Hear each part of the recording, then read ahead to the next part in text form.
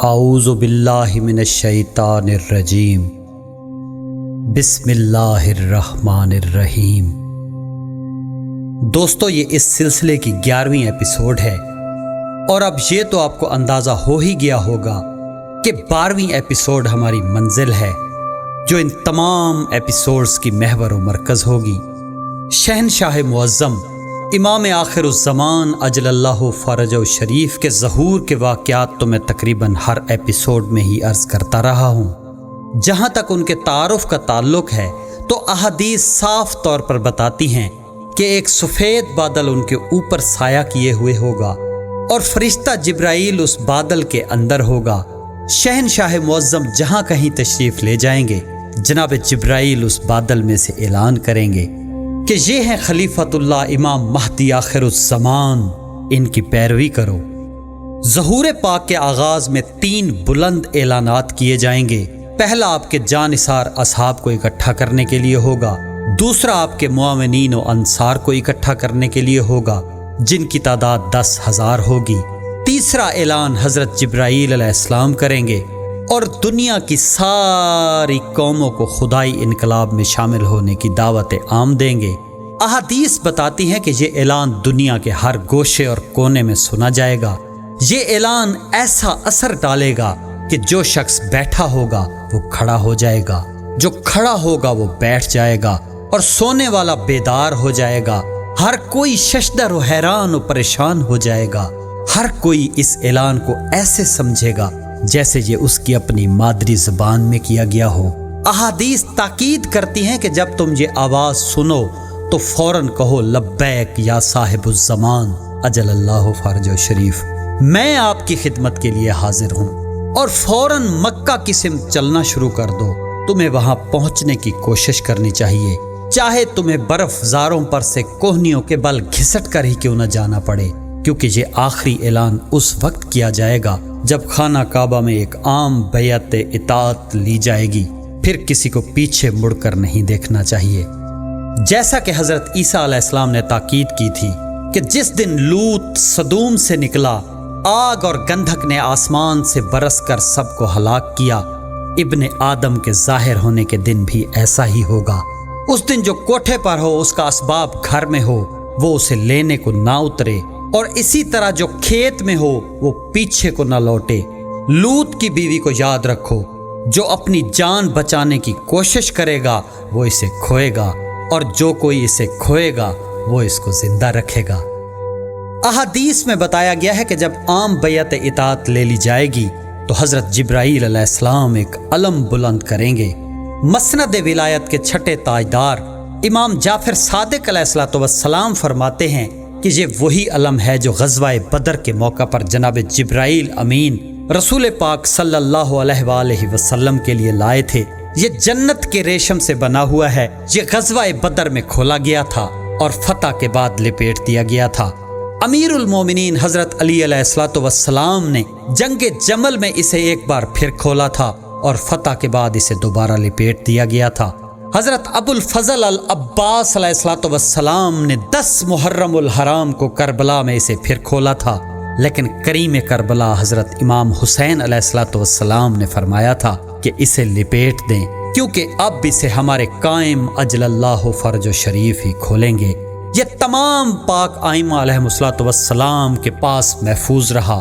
اس علم پاک کا نام ہے ام الحصلات۔ اس کی خصوصیت یہ ہے کہ جب بھی اسے کھولا جائے گا تو کائنات کی جتنی قوتیں ہیں وہ سرکار کی آ کر قدم بوسی کریں گی، ملکوت آسمانوں سے اتریں گے، ہر کوئی آ کر سرکار کی قدم بوسی اور نصرت کے لیے حاضر ہوگا۔ یہ علم پاک آج بھی شہنشاہ آخر الزمان اجل اللہ فرج و شریف کے پاس محفوظ ہے،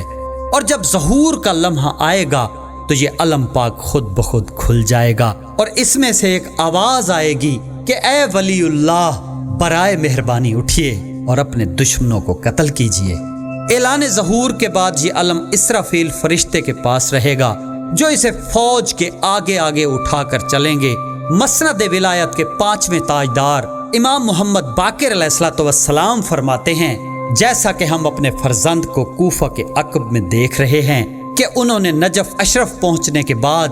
पाक पैगंबर इस्लाम सल्लल्लाहु अलैहि वआलैहि वसल्लम के अलम पाक को खोलने का हुक्म दे दिया है। ये अलम अल्लाह की मदद और नुसरत है, रहनुमाए इलाही। जहाँ कहीं भी इसके साथ जाएंगे वो अपने दुश्मनों को ख़त्म करते जाएंगे। इस अलम पाक का रोब और दबदबा 1 महीने में तय होने वाली मुसाफत जितना दूर तक पहुँचता होगा, जिसके ऊपर तहरीर होगा अल इज़्ज़तु लिल्लाह अल रिफ़अतु लिल्लाह। मैंने अपनी साबका गुफ्तगू में अर्ज किया था कि किताब यसिया में है कि और वो कौमों के लिए दूर से झंडा बुलंद करेगा, उनको जमीन की इंतहा से सिसकार कर बुलाएगा और देखो वो दौड़े चले आएंगे। ना कोई उनमें से थकेगा, ना फिसलेगा, ना कोई ऊँघेगा, ना सोएगा, ना उनका कमर बंद खुलेगा और ना उनके जूतों का तस्मा टूटेगा। दोस्तों, इस अलम पाक का जिक्र बाइबल और दूसरी कुतुब समावी के साथ साथ तमाम कुतुब गैबत में मौजूद है।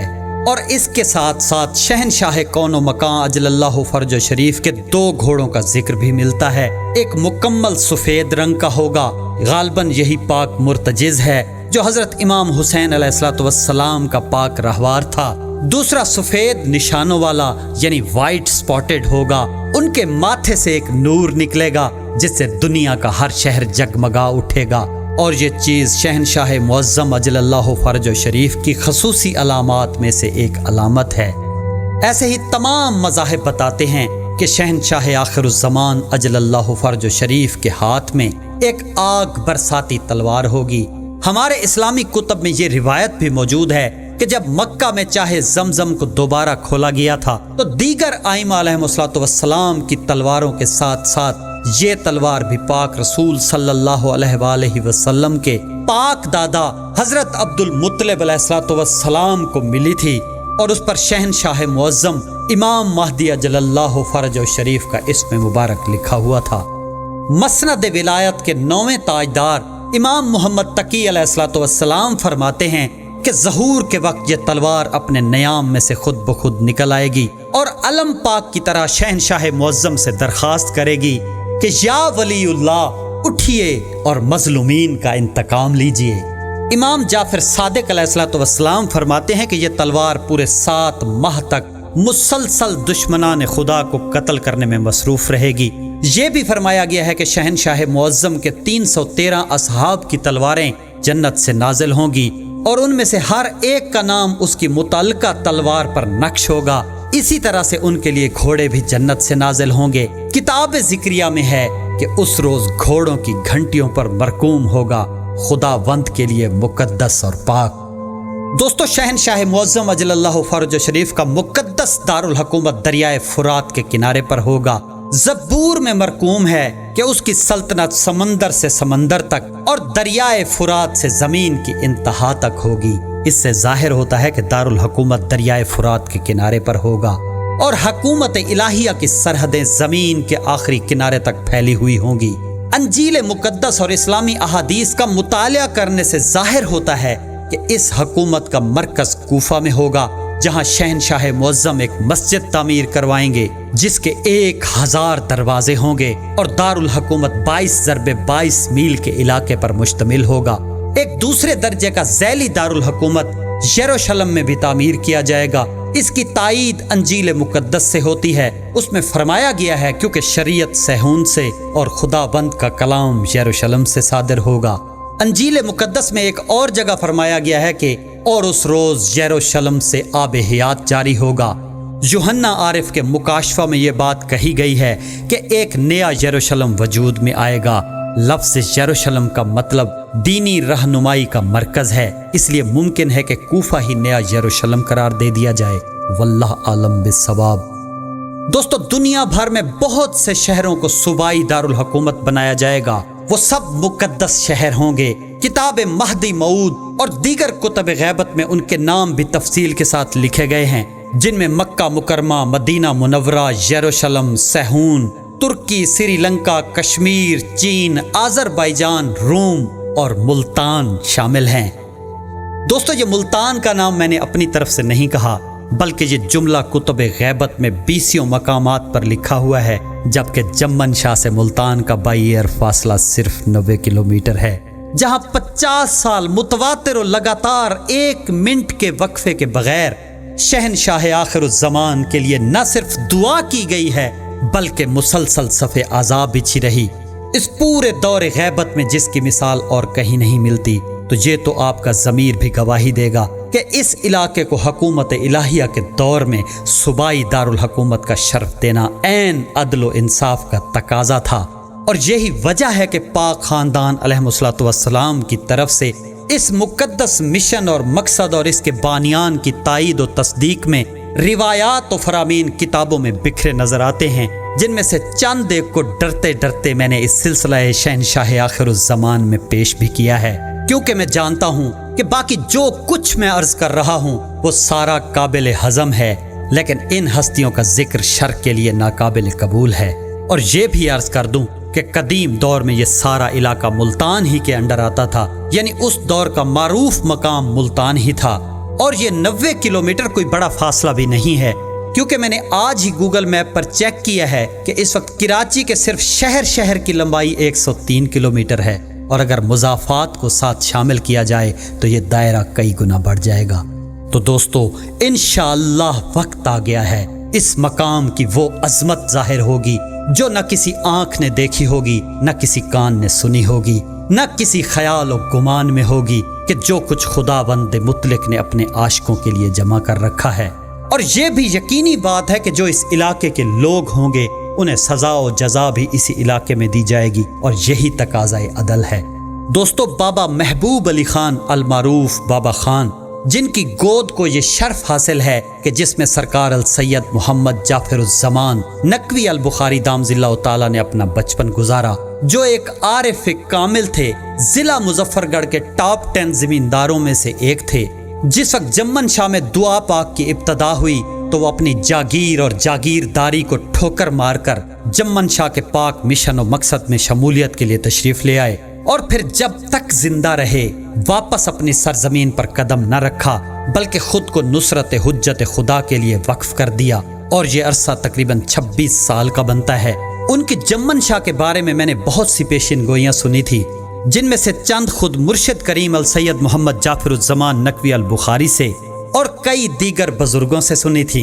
उनमें से एक ये थी कि उन्होंने फरमाया था कि इस नगरी पाक जम्मन शाह में जो अव्वल होंगे वो आखिर हो जाएंगे, और जो आखिर होंगे वो अव्वल हो जाएंगे। और इस बात का मुजाहिरा हम अपनी आंखों से 2003-2004 में देख चुके हैं कि हर शोबे के लोग जो उस शोबे के अहल थे और बानियान मिशन के चुनीदा थे, उन्हें तब्दील कर दिया गया। और फिर इससे आगे बाबा महबूब अली खान फरमाते हैं कि फिर एक वक्त आएगा कि आखिर दोबारा अव्वल हो जाएंगे और अव्वल आखिर हो जाएंगे। तो इंशाअल्लाह वक्त आ गया है जिन्हें पाक खानदान अलैहिस्सलातु वस्सलाम से मोहब्बत के जुर्म में जलील और रुस्वा किया गया, वो बादलों पर सवार होकर वापस लौटेंगे और उनकी अजमत और शान को देखकर एक जहान शशदर और हैरान रह जाएगा।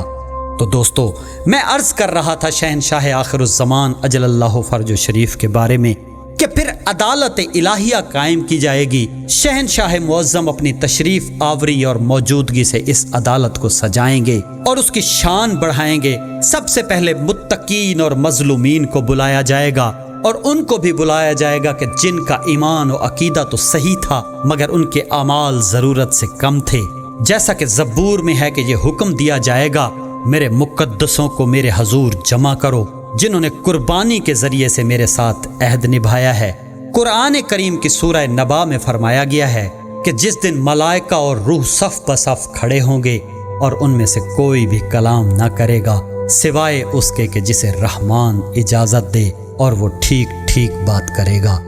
ऐसे ही सूरह मरियम में फरमाया गया है कि जिस दिन के हम मुत्तकीन को रहमान के हजूर वफद की सूरत में जमा करेंगे। इसी तरह दीगर कुरानी आयात से साबित होता है कि मुत्तकी और साले बंदे ग्रुपों और वफद की शक्ल में हाजिर होंगे। दोस्तों, बात हो रही थी अदालत इलाहिया की कि मिंबर आरास्ता होगा, शहनशाह कौन व मकान नियाबत इलाहिया की दस्तार सर पर सजाए, अदल इलाही के फराइज सर अंजाम दे रहे होंगे। आने वाले उस वक्त की चश्मे बसीरत से देखते हुए सरकार अल सैयद मोहम्मद जाफिरुज़्ज़मान नकवी अल बुखारी दामजिल्लाहु ताला ने एक नज़म की सूरत में मंजर कशी की है, और जो राज इसमें इफ्शा किए हैं वो हमारे लिए एक दस्तूरुल अमल भी हैं और वार्निंग भी। وہ چشم بصیرت سے دیکھتے ہوئے فرماتے ہیں کہ آراستہ ہے ممبر عدل شاہ امکان، آراستہ ہے ممبر عدل شاہ امکان، ایک روب کا سناٹا ہے عالم پہ پرافشاں، ملکوت ہے صف بستہ با انداز غلاماں، ہیبت سے ہے سہمی ہوئی صفحائے نبیاں، ہر شخص نے پکڑا ہوا ہے نامہ اعمال، دل خوف سے ہیں کانپتے ہے سب کا برا حال۔ حاجب نے صدا دی کہ خبردار خبردار، غفلت زدہ انسان ذرا غفلت سے ہو بیدار، آتے ہیں شہنشاہ زمن رب ذوالافکار، اب سجدہ تعظیم کو ہر فرد ہو تیار، بڑھتے ہیں سوئے عرش خداوند جلالت، لگتی ہے شہنشاہ زمانہ کی عدالت، پھر دیکھا ہے ممبر پہ خداوند جلالت، طاری ہوئی ملکوت و نبیوں پہ بھی ہیبت، عالم کے رگو پے میں لگی دوڑنے دہشت، کونین کے اعصاب میں عود آئی قیامت، مبہوت ہے ملکوت کے کیا روب و حشم ہے، ہر شخص کا سر سجدہ تعظیم میں خم ہے۔ قرآن کی تلاوت سے ہوا خطبے کا آغاز، افلاک سے ٹکرائی شہنشاہ کی آواز،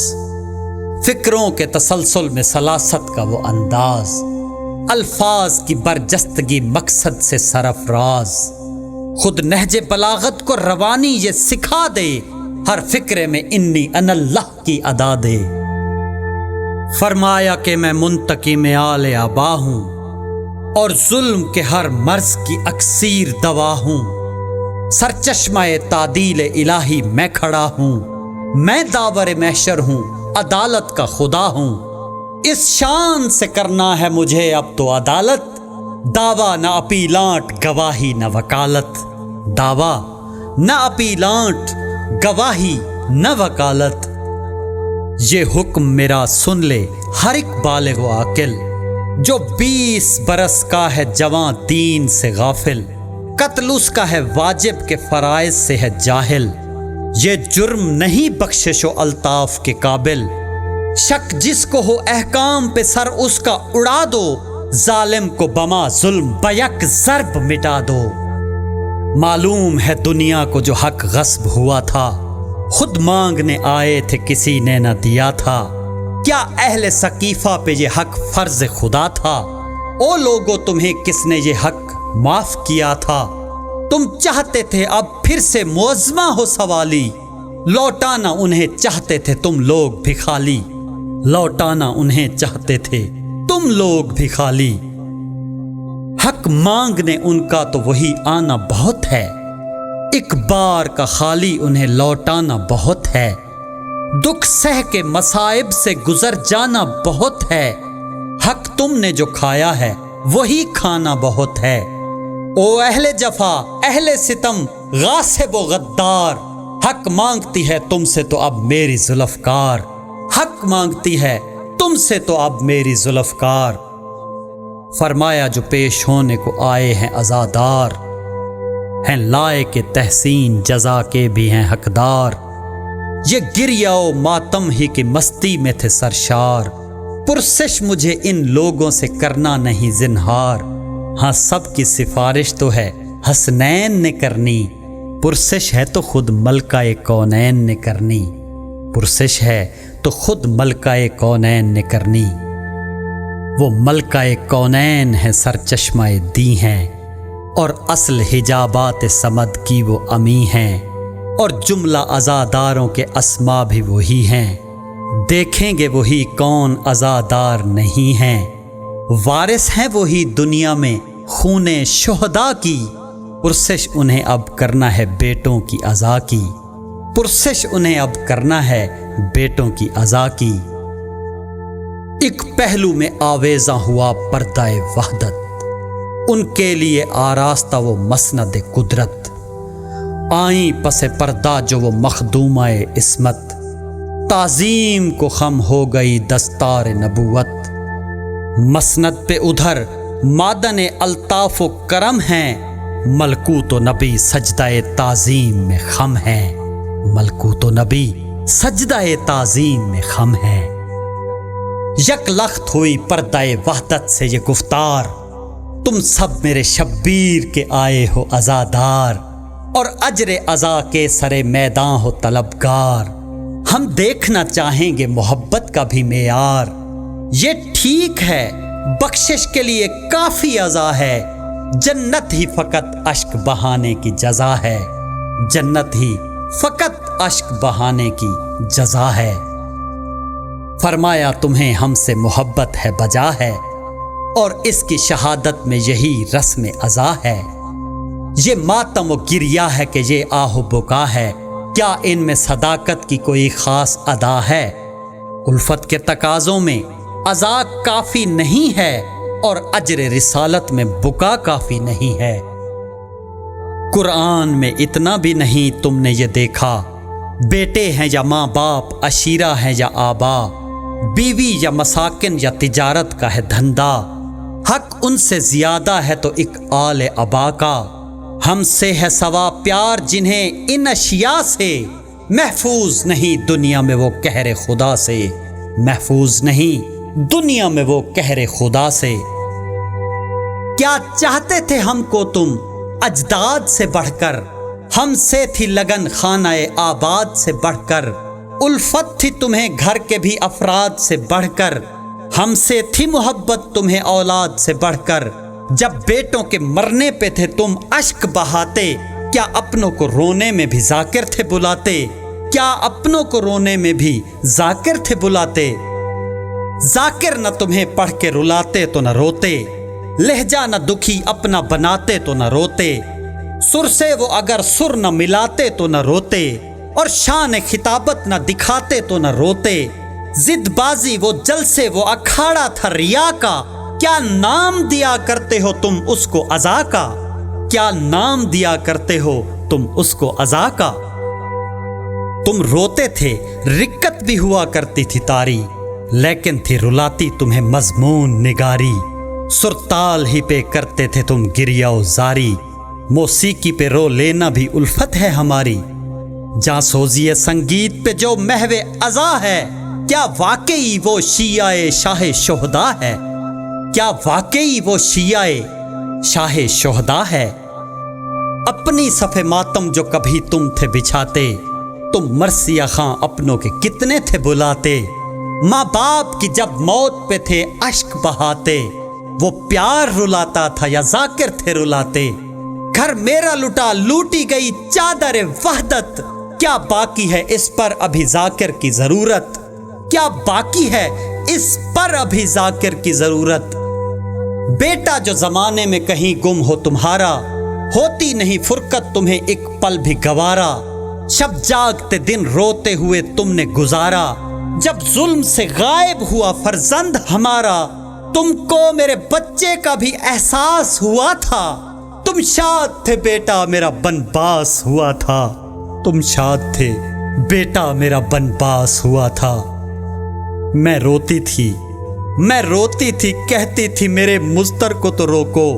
اس ممتا کے گلشن گل تر کو تو روکو، شیو میرے کمسن میرے مضطر کو تو روکو، دردوں کے خدا غم کے پیمبر کو تو روکو۔ تھا ایک ہی وارث میرے اجڑے ہوئے گھر کا، غیبت پہ تمہیں دکھ تھا میرے لخت جگر کا، غیبت پہ تمہیں دکھ تھا میرے لخت جگر کا۔ اس بات سے اچھی طرح واقف تھے عزادار، الفت نہیں اس گھر کی تو اعمال ہیں بیکار، ہم 14 محمد ہیں نہ تھا اس سے بھی انکار، کیا 14 کی الفت میں برابر ہی تھے سرشار؟ فرمان تمہیں یاد تو تھا آل ابا کا، جو ایک کا منکر ہے وہ منکر ہے خدا کا، جو ایک کا منکر ہے وہ منکر ہے خدا کا۔ مم مات ولم یارف پڑھتے تھے صدا تم، اور مبنی بر عرفان سمجھتے تھے جزا تم، عرفان و محبت کو بھی سمجھے تھے جدا تم، عرفان کی تعریف بھی بیٹھے تھے بھلا تم، عرفان محبت سے جدا ہو نہیں سکتا، عرفان محبت کے سوا ہو نہیں سکتا، عرفان محبت کے سوا ہو نہیں سکتا۔ تم اپنی محبت کی علامت ہے تو لاؤ، دامن میں اگر کوئی صداقت ہے تو لاؤ، میدان میں محبت کی شہادت ہے تو لاؤ، اور 14 کا احساس محبت ہے تو لاؤ، اب کوئی ثبوت عشق و محبت کا دکھا دو، تم کوئی مودت کی کڑی ہم سے ملا دو، تم کوئی مودت کی کڑی ہم سے ملا دو۔ کردار تمہارا تو زمانے پہ عیاں تھا، 14 کا جو اقرار تھا اقرار زباں تھا، جو لخت جگر میرا مظالم سے نہاں تھا، گنتی میں شمار اس کا تھا الفت میں کہاں تھا۔ کیا جانتے ہو جذب محبت کی علامت، محبوب کی فرقت میں تڑپنا ہے محبت، محبوب کی فرقت میں تڑپنا ہے محبت۔ کیا تم پہ میرے لال کی غیبت کا اثر تھا؟ وہ لال میری جاں تھا، میرا نور نظر تھا، کل آل محمد کی جو محنت کا ثمر تھا، سرمایہ کل آل محمد جو گوہر تھا، وہ 14واں معصوم جو غیبت کا امی تھا، شبیر میرا لخت جگر تھا وہ نہیں تھا۔ اس کی تمہیں فرقت کبھی محسوس ہوئی تھی، ایک صدمہ تھی غیبت کبھی محسوس ہوئی تھی، اس ہجر کی لذت کبھی محسوس ہوئی تھی، غیبت تھی مصیبت کبھی محسوس ہوئی تھی، مسلم کے یتیموں سے بھی فکر اس کی سوا تھی، وہ 2 تھے یہ تنہا تھا، تعاقب میں جفا تھی۔ کیا اپنی مجالس میں بھی ذکر ان کا کیا تھا، غیبت میں لہو رونے کا دکھ تم کو ہوا تھا، کیا اس کے مصائب پہ کوئی اشک بہا تھا، پرسا کبھی اجداد کا اس کو بھی دیا تھا، کیا یہ نہ تھا مجھ بے کس و دلگیر کا بیٹا، سمجھے تھے کبھی تم اسے شبیر کا بیٹا، سمجھے تھے کبھی تم اسے شبیر کا بیٹا۔ تھا اصل یہ اجداد کی دستار کا وارث، ہر پہلو سے تھا حیدر کرار کا وارث، حسنین کے اخلاق و اطوار کا وارث،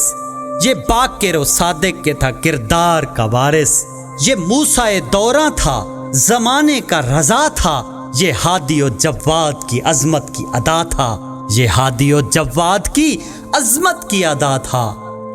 یہ میرے لٹے گھر کا تھا دنیا میں سہارا، باقی تھا وہی ایک عزادار ہمارا، ہر لمحہ بکا کرتے ہوئے جس نے گزارا، دکھ سارے لیے دل میں وہ سلطان تمہارا، تم لوگوں کے انداز و وفا دیکھ رہا تھا، خود ماتم و مجلس میں ریا دیکھ رہا تھا، خود ماتم و مجلس میں ریا دیکھ رہا تھا، غیبت میں لہو روتا رہا تم کو خبر تھی، ہر آن تھا مصروف عزا تم کو خبر تھی، احساس کسی کو نہ ہوا تم کو خبر تھی، ہم درد کوئی اس کا نہ تھا تم کو خبر تھی، دکھ بانٹے تھے تم نے میرے اس لخت جگر کے، آنسو کبھی پوچھے تھے میرے نور نظر کے، آنسو کبھی پوچھے تھے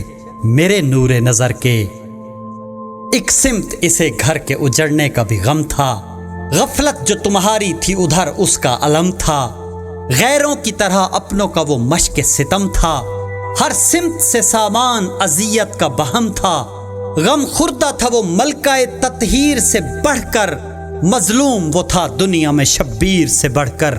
مظلوم وہ تھا دنیا میں شبیر سے بڑھ کر۔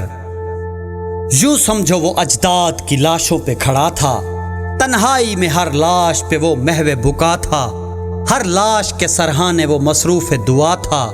تم لوگوں نے افسوس کبھی اس سے کیا تھا، رسمن بھی تمہاری تو نہ پرسا نہ دعا تھی، اب بولو کہ کس کام کی یہ رسم عزا تھی، اب بولو کہ کس کام کی یہ رسم عزا تھی، رونے پہ جزا ہے تو تھے کفار بھی روئے، مصروف ستم سارے ستم گار بھی روئے، تھے شام غریباں کو جفاکار بھی روئے، خود لوٹ کے گھر میرا تھے اشرار بھی روئے، جب برسر منبر سر شاہ شہدا تھا، خود ہند کا بیٹا بھی تو مصروف عزا تھا، خود ہند کا بیٹا بھی تو مصروف عزا تھا۔ کیا اس قدر ارزاں میری اولاد کا دی ہے، اب کا و تبقہ میں کوئی شرط نہیں ہے، یہ دھاندلی دنیا میں بھلا اور کہیں ہے، صرف اشک بہانے کی جزا خلد بری ہے، ہر سو غم شبیر ہے، ماتم ہے، عزا ہے، کیا آخری بیٹے نے میرے جرم کیا ہے، کیا آخری بیٹے نے میرے جرم کیا ہے، جب ظلم کے تحفے ہمیں امت نے دیے تھے، دکھ درد کے گھونٹ اس پہ خدا دا نے پیے تھے، زیور میری اولاد کے جس وقت لٹے تھے، کفار نے اس وقت بہت بین کیے تھے، کیا وہ بھی عزادار ہیں شاہ شہداء کے؟ ہو سکتے ہیں اس رونے پہ طالب وہ جزا کے، جو بھی شب عاشور کو فرار ہوا تھا اور ساتھ میرے بیٹے کا دکھ میں نہ دیا تھا، مظلوم کی غربت کا نہ احساس کیا تھا، پرسے کے لیے در پہ وہی آن کھڑا تھا، شبیر کے دکھ ان کے بھی چہرے پہ عیاں تھے، پرسے کے لیے آئے تھے اور اشک رواں تھے، پرسے کے لیے آئے تھے اور اشک رواں تھے۔ خود شمر بھی جس وقت تھا ضربات لگاتا، ہر ضرب پہ خود شمر بھی تھا اشک بہاتا، شبیر کا سر جو بھی تھا نیزے پہ اٹھاتا، سامن کی طرح اشک تھا آنکھوں سے گراتا۔ یہ رونا بھی کیا داخل احکام عزا ہے؟ کیا خلد اسی اشک فشانی کی جزا ہے؟ کیا خلد اسی اشک فشانی کی جزا ہے؟ جب اہل حرم شام کی گلیوں میں گئے تھے، بازار میں خطبے میری بیٹی نے دیے تھے، ماتم سرے بازار زمانے نے کیے تھے، دشمن بھی ہر ایک بام سے رو رو کے گرے تھے، کیا ان کے دلوں میں بھی محبت تھی ہماری؟ دراصل قیامت تو یہ غربت تھی ہماری۔ تم مجلس و ماتم میں جو تھے اشک بہاتے، الفت تھی یا غربت کے تھے حالات رلاتے، ذاکر تمہیں جب درد کے قصے تھے سناتے، بخشش کے لیے تم بھی تھے چار اشک گراتے، کیا اپنوں کو رونے میں بھی طالب تھے جزا کے، یا مجھی پہ احسان جتاتے ہو عزا کے، یا مجھی پہ احسان جتاتے ہو عزا کے؟ یہ سچ ہے کہ تھے جانتے آداب وفا کو، بے شک ہے کیا زندہ رسومات عزا کو، بھولے نہ تھے تم گریائے شاہ شہداء کو، موجود سمجھتے بھی تھے ہم آل ابا کو،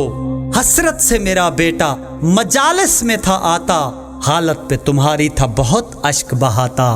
حالت پہ تمہاری تھا بہت اشک بہاتا۔ کہتا تھا کوئی شخص تو پرسہ مجھے دے گا، اس گھر کے اجڑنے کا بھی افسوس کرے گا، گھر پاک کی آبادی کے چند حرف کہے گا، بانٹے گا میرا درد سکون مجھ کو ملے گا۔ کیا اس کو سمجھتے ہو تم آداب عزا کے؟ چند حرف تسلی کے نہ الفاظ دعا کے، چند حرف تسلی کے نہ الفاظ دعا کے۔ کیا پورے اترتے ہو تم آداب وفا میں؟